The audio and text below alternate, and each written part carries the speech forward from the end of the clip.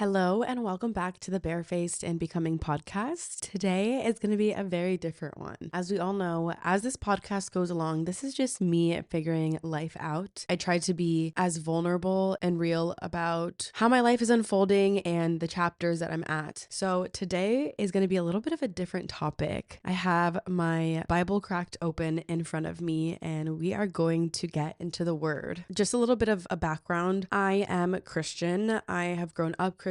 Throughout my childhood, I was kind of in and out of the church. Like sometimes we would go really consistently and then sometimes maybe we wouldn't go for a year. I've always really yearned for an intimate relationship with God. I've always felt really connected to God and known of his presence. I believe that God speaks through signs. Before I was able to differentiate what in my head was God speaking, I believe that he meets you where you're at. And so before I didn't really understand what that meant for God to speak to me. Ever since I started reading the Bible, I feel like I can differentiate in my head what is myself speaking and what is God. For example, this is a silly example, but last week I've been trying to wake up really early in the morning, like 6 a.m. And I heard a voice in my head telling me that I can do hard things. And I knew that it wasn't me. It was someone speaking to me. And I knew that that was God. So that's an example. Now I can hear his voice and understand when he's speaking to me a little bit more. But I do believe that God speaks to man through signs. Yeah, I've always known and believed in God, but really have always appreciated different aspects of different religions and have always really kept an open mind to every single religion, just kind of absorbing it. But I feel like my foundation and belief system is based in Christianity. So yeah, I have never read the Bible. I have tried to read it maybe one time in college when COVID was happening, but I was never taught how to read the Bible until recently. So I started on the first page, and the Bible is kind of complex in that way of where to start. And I think it could be different for everybody. For me specifically, I decided to start in Proverbs. I started reading the Bible now. It's been since May of last year. It's currently April. So wow, it's almost been a year. So my dad sat me down one day with my Bible, and it was actually really crazy because last May I had a cousin that passed away, and his favorite verse in the Bible was Jeremiah 29:11. The verse says, "For I know the plans I have for you, declares the Lord, plans to prosper you and not to harm you, plans to give you hope and a future." My brother got this tattooed on his back that day after everything had settled and everyone was at my house. My dad had been out after going to the hospital that day and went to the bookstore and picked up some stuff, and I love anything stationery. And like I said, I'm very open-minded. So I sat down with him and I wanted him to show me what he had got. He was showing me, it was like something to help him study the Bible, a new journal, because my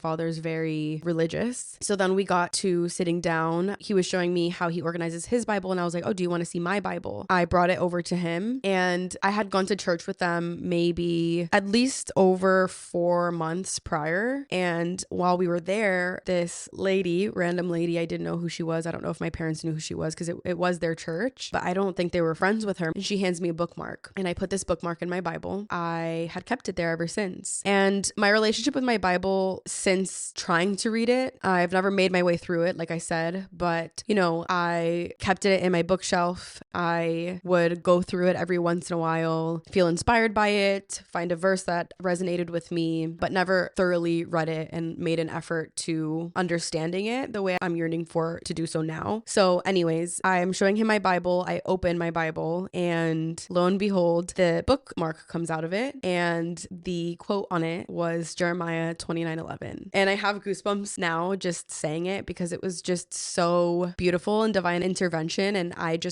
we couldn't believe it. Like we looked at each other like it took him a second, and I was like, "Dad," and it was just insane. My brother had just got it tattooed that day. My cousin had passed away that morning, and I remember showing my brother, and I'm like, "This is absolutely insane." And so ever since then, I just felt really called to do so. After the bookmark had fallen out, we were all just so shocked by it. He was teaching me how to read the Bible, explaining different parts to me. So I'm going to kind of do that for you here as well. So bear with me because, like I said, I've just started doing this, and this is to my understanding. I hope and pray to continue to grow with my understanding and guidance of the Bible. But my dad dad recommended for me to start with Proverbs because he pretty much explained it like Proverbs is wisdom in each chapter that you read. So every title of, let's say, each chapter, so example, Proverbs is one, Matthew would be another, John would be another, all of the names of the titles of what we would normally call chapters in a book are actually separate books. So Proverbs is its own book, and when you go in the Bible and you see the number 1, that is the first chapter, and it's usually maybe 2 to 3 paragraphs, and then 2, that's another chapter. So I have finally finished Proverbs, my first book in the Bible. So this episode is just me going through this first book that I have completed, telling you my understanding of it, going through the little notes that I've written in my Bible, in the parts that I've highlighted. And yeah, we're just going to go through and talk about God and Jesus. My dad would be so proud of me right now. So what has worked the best for me to be consistent with reading is not putting so much pressure. If I feel pressure to do something, it makes me less likely to do it because it feels so big. So for me to be able to still be disciplined with reading the Bible is taking the pressure off. And for me, the pressure is having to read it a certain way, having to give myself, let's say, a certain amount of time. And yes, I'm sure I'll get there, but I needed to meet myself where I was at. How I was doing it in the beginning was I would do it at the end of the day. I would sit down with my computer. I would read through the chapter and I would talk to chat, have it give me a breakdown. And then from that breakdown, get my own understanding. My own understanding would be written in my Bible. My Bible has like half a little page next to each page so that I can take notes. That was too much for me. And so I started switching to mornings. I don't get mad at myself or punish myself or feel guilty if I miss a day because that makes me like, I don't want any negative emotion towards it. This is something I get to look forward to. This is something that I've learned to enjoy now. And yeah, I just don't want any of that like guilt or anything. That makes it for me, I'm able to be more habitual with it and sustainable and a lifelong practice. So now I try to read it in the mornings. I would say I do so 4 out of 7 days of the week. Hopefully soon that turns into every single day. But like I said, lately I've just been like having trouble with my sleeping schedule and wake up schedule, whatever. So that's a separate story. I read a chapter, take my notes, do my highlighting. I don't pressure myself to take any notes. I just read it for what it is. If there's something I want to write down that inspired me, that I wanted to take note of, maybe the chapter sounds a little bit confusing and I needed to make like just a little paraphrase of the chapter that I just read, I'll put that on the side, anything that I feel like highlighting, but I don't pressure myself to like have to write anything, to have to highlight anything. And I will pray over my Bible, usually before I begin, and just pray for understanding of it, for me to feel inspired, understand it clearly, to thank the Lord for being able to, so many years later, read the story. Then I'll pray for my day and anybody else in my life that I'm thinking of and sending love to. If I don't have time to read my Bible that day, my routine is praying in the car on my way to work. I got inspired by my pastor. I go to Sozo Church here in Miami. I really love the church that I go to. So randomly too, I just like looked it up on maps and me and my boyfriend went one day and we both really love it. So I'm very happy that I found that church. Check it out if you get the chance to. I just took my friends to church yesterday. I had never brought my friends to church. We went for Easter and they both also really loved it. So highly recommend if you live in Miami. But my pastor inspired me that you need to make prayer something sustainable for you to do. You know, if it's something, again, like you're putting so much pressure on and it has to look a certain way and all of these things, like sometimes life just happens. And so making it your prayer time somewhere that like that makes sense for you. Like if it's the first 5 minutes at the gym while you're working out, if it's right when you wake up at the foot of your bed, if it's while you're brushing your teeth, if it's while you're on your way to work, like something that makes sense for you that you can always show up for. So I make it a habit to show up to pray at least every single day. But yeah, just thought I should mention that. So we're going to go now into the word and I'm going to just really flip through the pages and just share with you what I've highlighted, what I've written down. Yeah. Thank you so much for giving me this space to do so. So here we go. My first highlight, which is actually crazy now that I'm looking at this, is Proverbs chapter 6, but at the top left of the page, the chapter starts, it says Proverbs 5:18, which is my birthday, May 18th. So that's cool.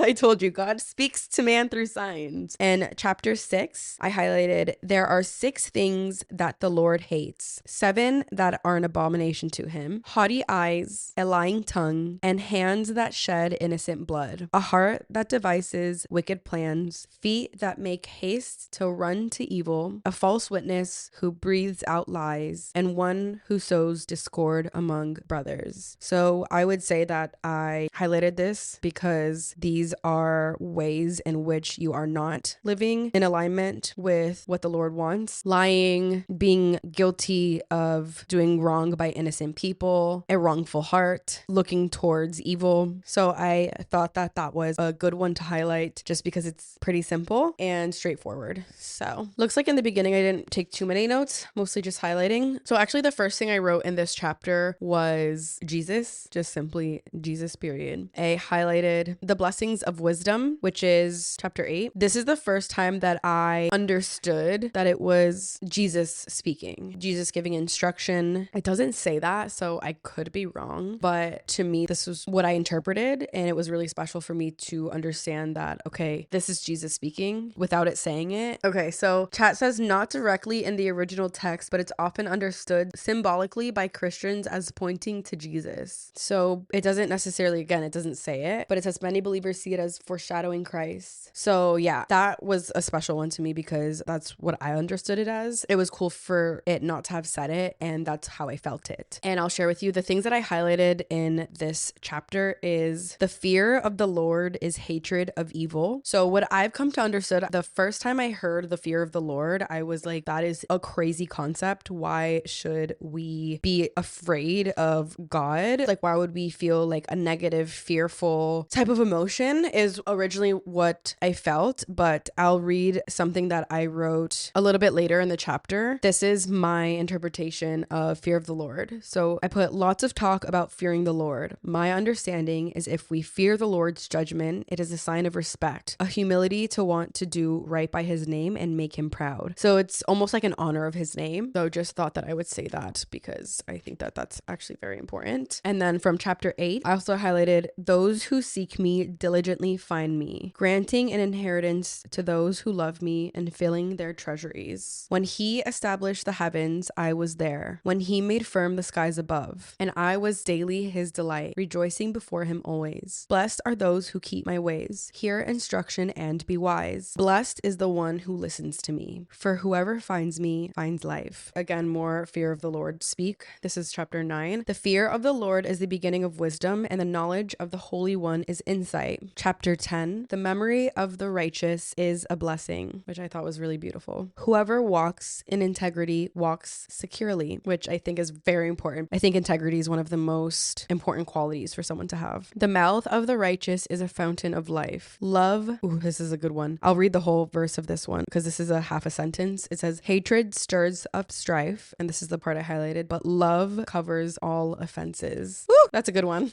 Whoever heeds instruction is on the path to life. The blessing of the Lord makes rich, but wisdom is pleasure to a man of understanding. Wisdom is pleasure to a man of understanding. I also really love that. The fear of the Lord prolongs life. A false balance is an abomination to the Lord. This is chapter 11. When pride comes, then comes disgrace, but with the humble is wisdom.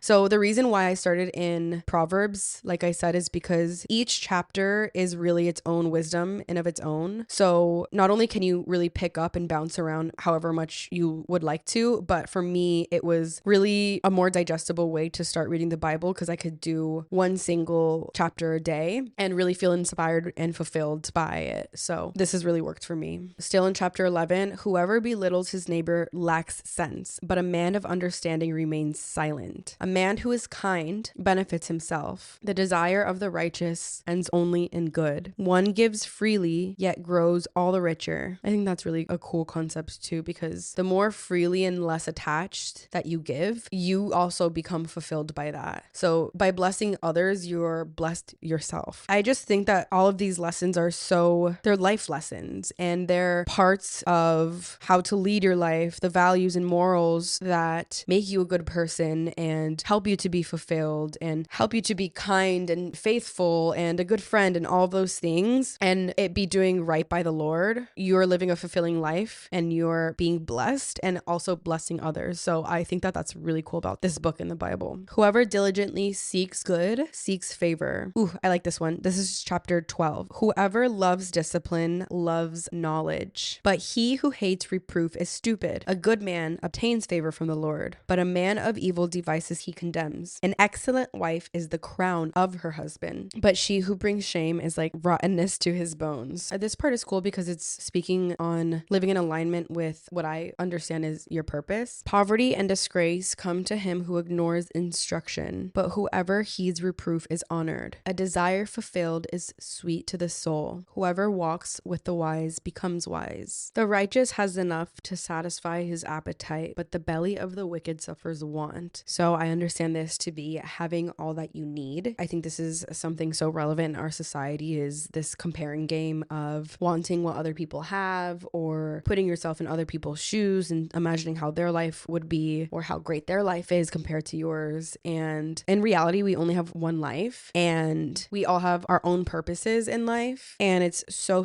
important not to be constantly wanting what others have. And yeah, this comparing game I think can be a really slippery slope. Chapter 14, and I'm also going to combine it with 15. In the fear of the Lord, one has strong confidence. The fear of the Lord is a fountain of life. Whoever is slow to anger has great understanding. The heart of him who has understanding seeks knowledge. The cheerful of heart has a continual feast, meaning the more grateful you are for what you have, not only the more fulfilled you'll be, but you'll continue to have things in your heart to be cheerful for. I think that's a lot of gratitude, attracting more things to be grateful for because you're already grateful for what you have. And you're not even expecting more, but just God will continue to bless you the more grateful your heart is. Okay, I not only highlighted this, but underlined it. So this is double. Chapter 16, commit your work to the Lord and your plans will be established. The Lord has made everything for its purpose. Beautiful, beautiful. Really taking into consideration what you are committing to every single day. Who are you committing to be around? What are you committing to in your job? I think really thinking about your intentions and all that you do. And is that in alignment with the Lord and the Lord's purpose for your life? This is also double whammy here, underlined and highlighted and apostrophed actually, so triple. Whoever gives thought to the word will discover good, and blessed is he who trusts in the Lord. Oh, so I wrote down discerning definition. Discernment, I'm actually going to look this up right now because this has been a big word for me this year, especially, and I feel more and more committed to reading the Bible this year. And for some reason,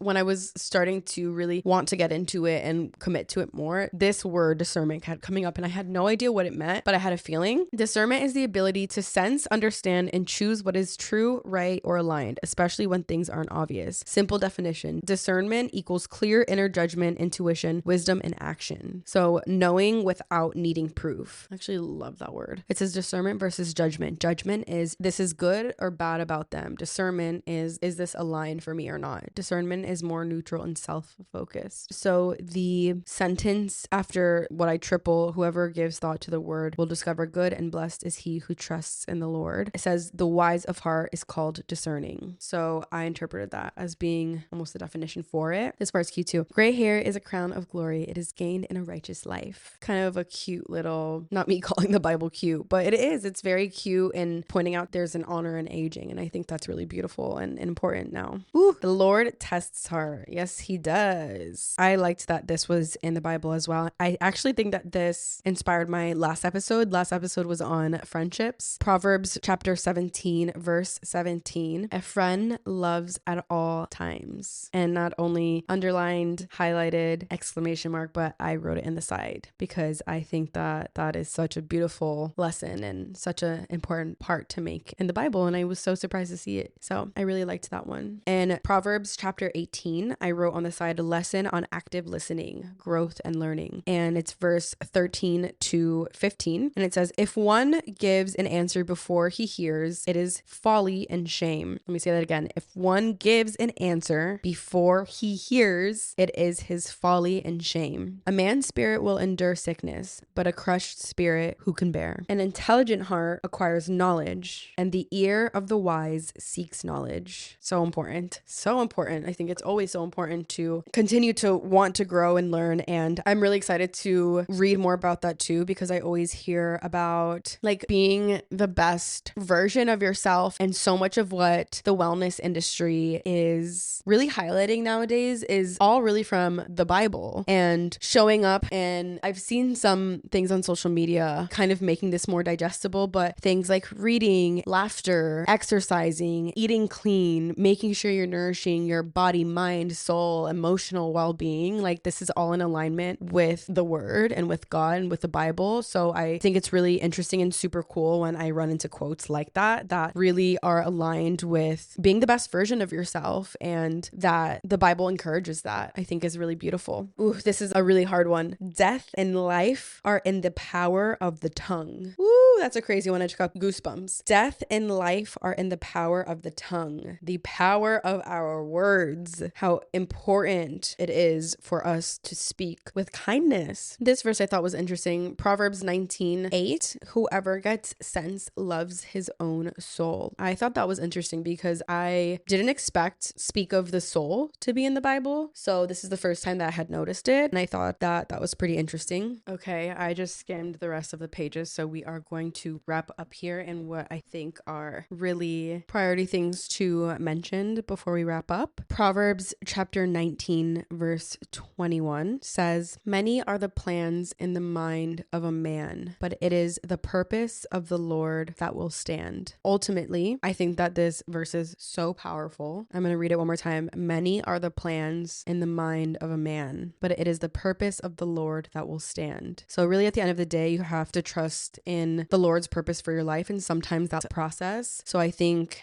sometimes it's okay to feel in those in-between stages and allowing things to unfold. And that's why I think it's really important to think about what intentions you have in your life and question, is this in alignment for what plans the Lord has for my life? I think sometimes it can be a little bit confusing, but at the end of the day, I think that's when your morals and values really, really are so important. And I think that the Bible is really cracking down on so much wisdom in regards to that. I'm like reading this again. I'm like, damn, there's like so many like good quotes in here. Some conversations around drinking. Wine is a mocker. Strong drink a brawler. And whoever is led astray by it is not wise. I just thought that was also interesting. Taking advantage of alcohol not being aligned. Proverbs chapter 21. This is so important to me because the Lord's priorities are the heart stance. That's what I wrote down. And this verse really helped me understand that. It says, "Every way of a man is right in his own eyes, but the Lord weighs the heart. To do righteousness and justice is more acceptable to the Lord than sacrifice." I think a lot of times we can make excuses for what we're doing, but at the end of the day, where's your heart at? Again, intentions. The heart really speaks to you. You can feel when the heart drops and when the heart doesn't feel good. Is it racing? Like the heart really speaks to you. And I've always been so connected to my heart and leading with my heart and trying to listen to it and follow it. So I thought that was really beautiful. Again, every way of a man is right in his own eyes, but the Lord weighs the heart. To do righteousness and justice is more acceptable to the Lord than sacrifice. The heart stands. Another mention of the heart here, 22:11. "He who loves purity of heart and whose speech is gracious will have the king as his friend." So speaking about a pure heart and speaking kindly, gracious speech. Proverbs chapter 23. You can go ahead and read it if you're interested, but I'm just going to read my interpretation because I think it's very, very important. I put, "Do not desire what others have. Not everyone wants the best for you. Be cautious who you open up to. Not everyone deserves your mind." And then 12-18 is instruction and promise of the Lord, which I think is really important. And then to go with that concept, jumping ahead to 29, I paraphrased, "You are not disciplined in what you say you will do, rather what you actually do." Also so important. And then not only does it speak about in the last couple chapters of fear in the Lord, but also to seek the Lord and trust the Lord. So I made sure to put those all down together at the end of the book. I think it's so important to seek the Lord and to trust the Lord as everything unfolds. So yeah, that is everything. Not everything. There's a lot. This book, I mean, wow, there is so much wisdom, so many life lessons, just so much day-to-day takeaways that can be utilized in life immediately and that I think are really important to think on and apply. So we are going to leave it there. Thank you guys so much for listening today. This was really fun and I hope that you enjoyed it. I am now jumping ahead. I asked my brother, I told him that I finished my first, where should I go next? And I am starting to read John, which is pretty interesting, very different because instead of a day-to-day, it's very much so a story. So having to remember what you just read from the chapter before. So this one, I'm making sure to take lots of notes on the side, just in case I forget what's happening. I can kind of jump to the prior days and see, okay, where did we leave off? So this is lots of story about Jesus. So I am just now on chapter 3. So don't have too much to say there. I'm sure once we finish, we can digest that as well. But yeah, thank you so much for listening. Thank you for holding space for me to speak about this. A little bit of a different one, but equally, I mean, not equally, probably the most important episode that I'll make, because I really do think that believing in something greater than you is not only humbling, but necessary in life. Like I said, I'm a very open-minded person with religion and I respect so many religions and I'm very curious with them too. I guess maybe that's probably why I made this episode, because I figure, you know, even if you're not a Christian, I think that hearing different perspectives are important and interesting. I love learning, especially spirituality, and speak of the Lord and Jesus. You know, my interpretation of it and how it relates to me can be so different to how it relates to you. Different words and verses and books stand out to me versus how they stand out to you. And I think it's such a connecting and deep and beautiful part of life. Honestly, I love deep topics in general. Obviously, I mean, this podcast is all about vulnerability. Yeah, this is a very vulnerable episode, just speaking of where I am in my own journey, but I really crave these deep conversations and I love these deep conversations with people in my life and, you know, how people interpret and understand things differently and what it means to them, I think is really inspiring and amazing and fun. And yeah, thank you guys so much for listening. I love you so much. This episode really made us closer, I think. So if you stuck till the end, thank you so much. You can find me on Instagram at Stephanie_Manji. And if you did make it to the end, leave a little dove on my latest post. We'll also link my Bible down below. It's really cute.